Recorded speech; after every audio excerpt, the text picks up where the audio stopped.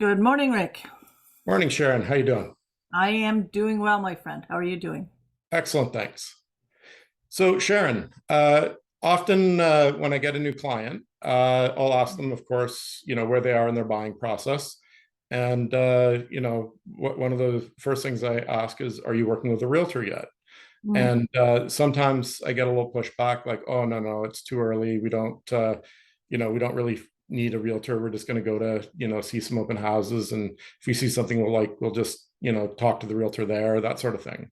Why should a client get a realtor early in the buying process? What do they need a realtor for? Wow. We could do a whole webinar just on that question alone, because a realtor, a good professional realtor, someone who knows their work, uh, different than just someone carrying a license, okay? Um, they will do so many things for you that would give you peace of mind. For example, you can go out, you can look yourself, you can look at this home and go, wow, but that one down here sold for this. Why should I pay this much for this house? They're the same. They might have the same square footage. They might be both backing onto a ravine. They might both look really good. But did you know that they have that one had an issue with the foundation, that they had a leak and that they had mold? Uh, you can't tell that because that's not showing in the pictures. And unless you're out there every day looking at those homes, walking through those homes, checking things out, talking to all the other agents, all of that stuff there's a lot of groundwork. There's a lot of things that go on behind the scenes. So number one, a house may not appear as it seems, Okay. right?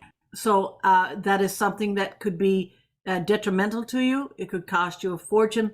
It could help you understand why the difference in a certain price, why it would be worth it to you.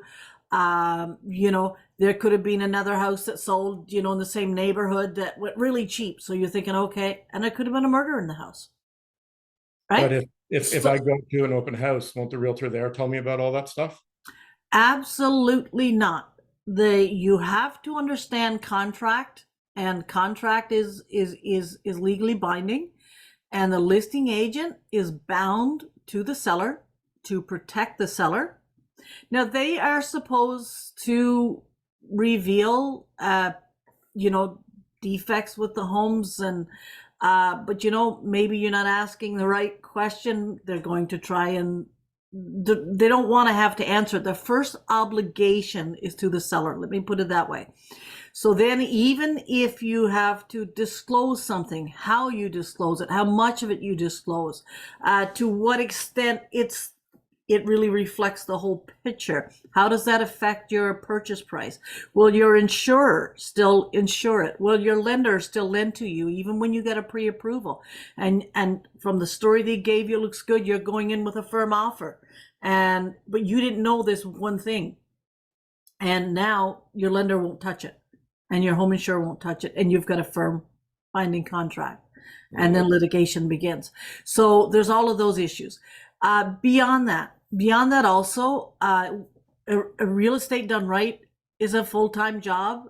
It's a lot of hours that are put into, it's not just going and showing a house. There is pulling up the home, it's looking at the history, it's seeing, it's reading everything about it. It is making the phone calls, but even more than that, when you are before you ever go look for a house. For me personally, I love to talk to a client, even if it's 6 months before they go out to buy. I absolutely love it because I can educate them. They can educate me on what they need, on what they want, on what they're looking for, on what they're trying to build in their life. So they're not just going out to buy a house, to want a home that reflects their lifestyle and reflects their needs. And so when they do that, what they need, what neighborhood they want, the difference, if they can't get their, depending on their mortgage amount, again, if they have a pre-approval first before, or if they don't, that's a good time when I'm talking to them to make sure they get the pre-approval, because based on their numbers, maybe what they want, the neighborhood they want, it won't work for them, but maybe I can get them the same quality nearby. Okay. Right? There's so many things. Why? Because I know that. I know the neighborhoods, right? It's what I do. It's what I train to do. It's what I reinforce every single day. Me working for them, now I have their best interest at hand. So, even if someone says, hey, listen, I'm going to go directly, and this is a big one, I'm going out open houses, I'm looking at them, and I'm going to go to the listing agent, I'm going to put in my offer. And that listing agent is going to give me a kickback of some sort. Again, the listing agent is first obligated to the buyer, to the seller. If their job is to get the seller the best deal, the best price, the best closing, the best down payments, the best everything.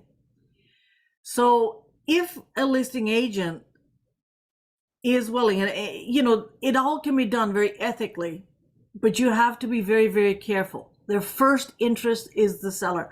And now if they're going to come back and you feel they're going to do something for you under the table, then my question is, if they're not serving the seller who they're under contract with in the best interest, what makes you think that they're serving you in the best interest, someone who they don't have a contract with?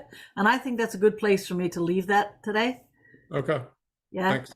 Okay. Thanks, Rick. Sharon Loduca, working hard to bring you home. Rick Honeyford, Honey Financial. Take care, Rick. Talk to you soon. Have a good one, Sharon.